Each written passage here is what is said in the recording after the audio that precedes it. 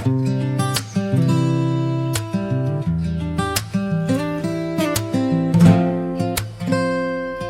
may bubukas sa kabila?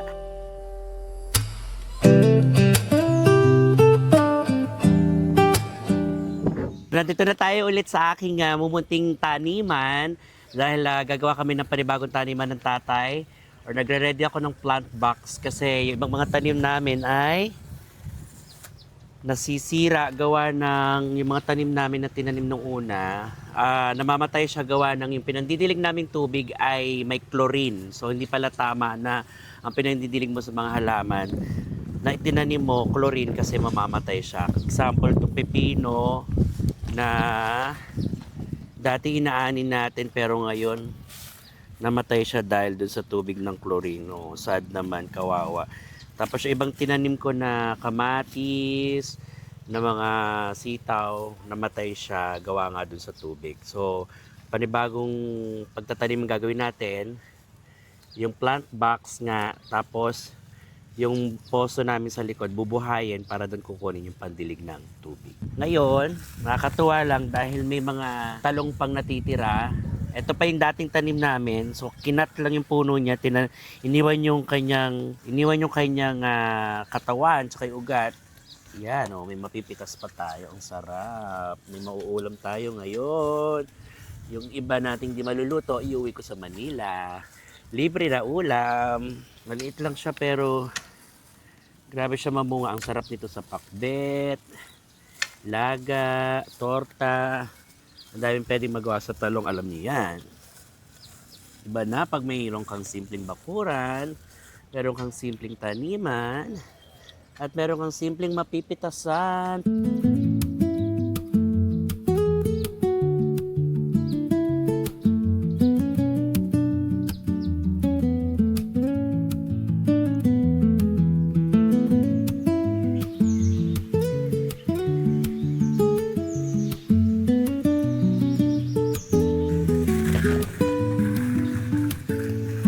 Dahil isang kilo ng mahal.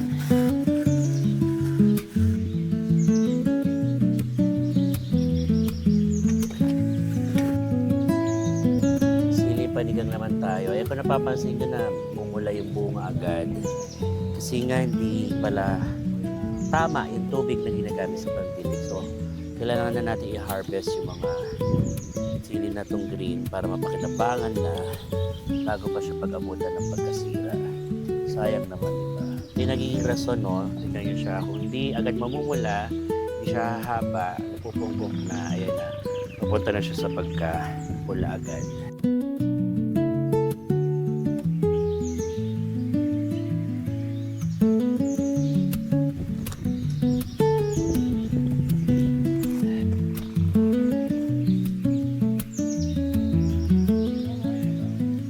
Ito yung munggong tinanim ko, medyo bumagal din siya. Oh. Supposedly meron na yun siya dapat nakagapang, pero since nga dahil sa tubig na yun, ito na siya. Ito dapat sa munggo niyan. Pag green siya, pwede siyang kainin as munggo. O yung papal na sitaw na tinatawag. Since tuyo na nga siya, ganyan na lang siya. Hindi na siya mapapakinabangan. Pero in fairness, nagbunga naman siya.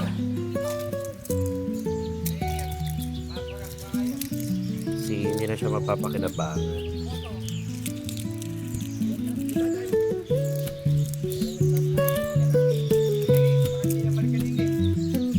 So, mangyayari niya mga best, ito siguro try natin punlain or patutubuin bilang parang maging puro niya ulit. Yan.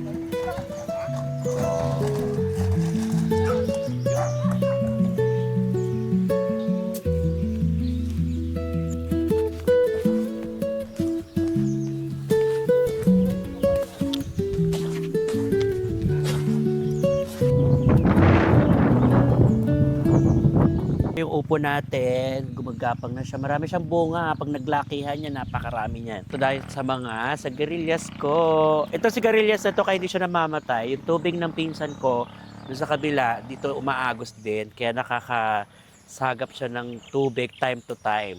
Kaya hindi siya namamatay. Kung pansin nyo, napakalago pa rin. Last time, kinuhanan na natin to, pero hanggang ngayon, buhay na buhay pa rin siya. Marami siyang bunga. Kuha tayo. Masustansyang sigarilyas na bagong pitas.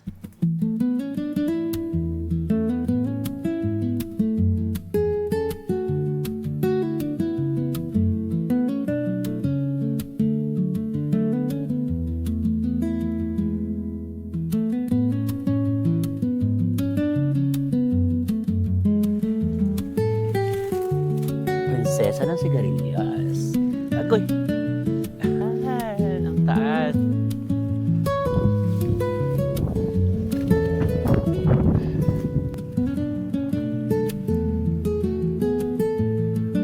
Mangunguha na tayo ng sili panghang.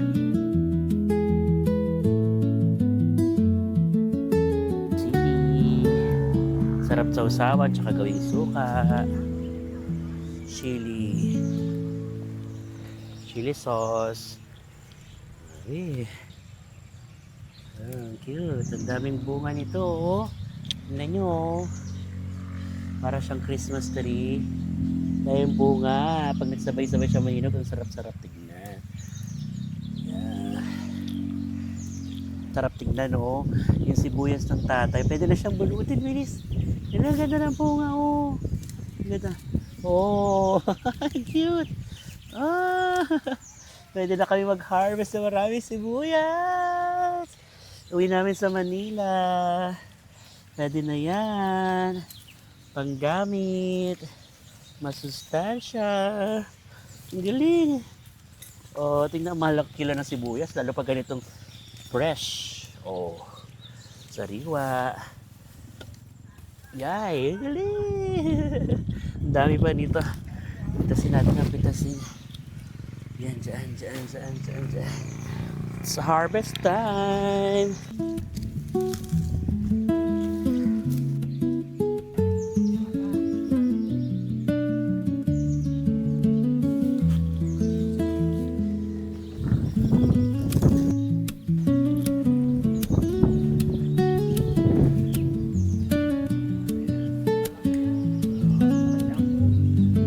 Dali lang bunutin. Cute. Ayan. Oh. Yeah.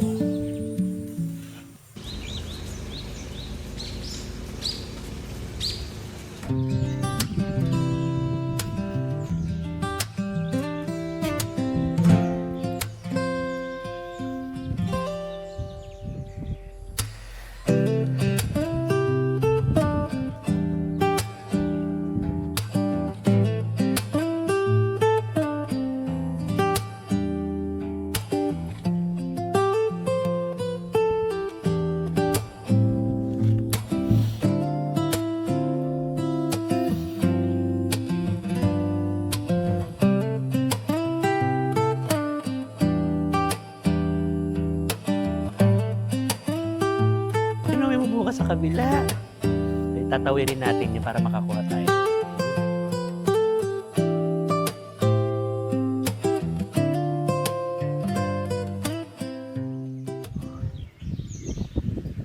Ang sarap naman talagang pagmasdan. Nakita nyo naman, oh, di ba? Andito ako ngayon sa plantation. Plantation, no? Sa taniman ng kamatis ng mga pininsan ko. Yung kamatis ko kasi namatay. So, paborito ko talaga kamatis. Actually, kamatis time ngayon, harvest time ng kamatis. Hindi nga lang karamihan, kaya medyo mataas itong presyo ng kamatis. Pero ito talang, lagi ko sinasabi, ito yung masarap pag nasa probinsya kapag meron kang mga kamag-anak. Kahit anong pilit na bayaran mo yung bibilin mo, ipipitasin mo, hindi sila papayag kasi yun yung napakasarap talaga sa pakiramdam. Ngayon, inalaw pa nila ako pumasok dito sa pitasan. Ako pa mismo mamimitas ng kahit daw gaano ko karaming kamatis. Biruin mo yon ha. May mga ilan-ilan ng mahihinog and napakaganda ng forma ng ginagawa nila sa kamatis. Dati kasi, nung bata ako, yung kamatis, ganito rin siya.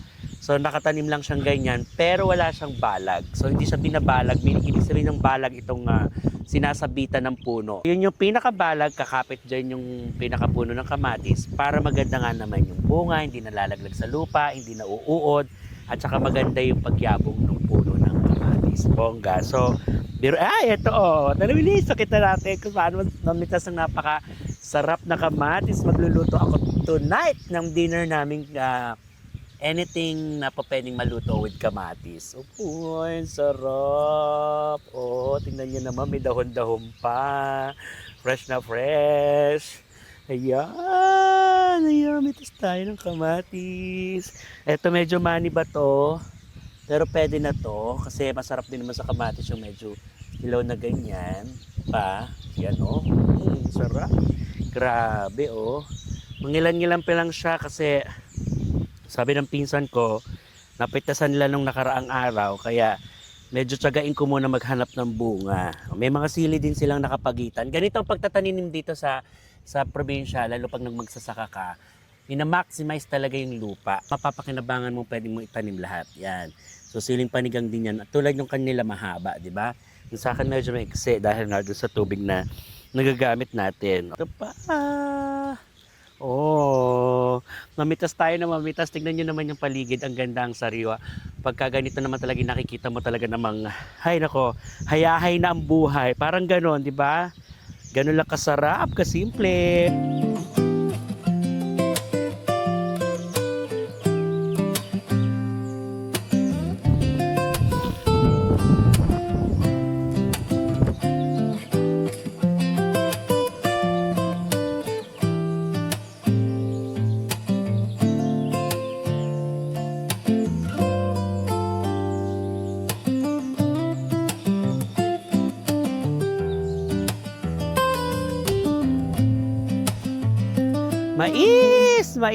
Mais naman. Ang sarap naman ng mais.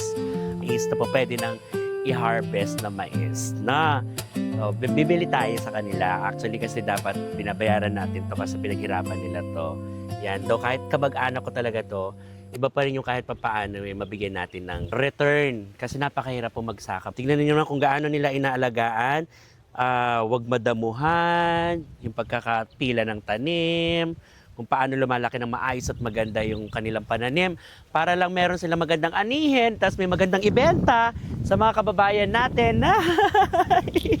Sa mga kababayan natin. Tapos binabarat lang ng iba, wag pong ganon. Bilhin niyo po ng maayos kasi napakahirap po magtanim.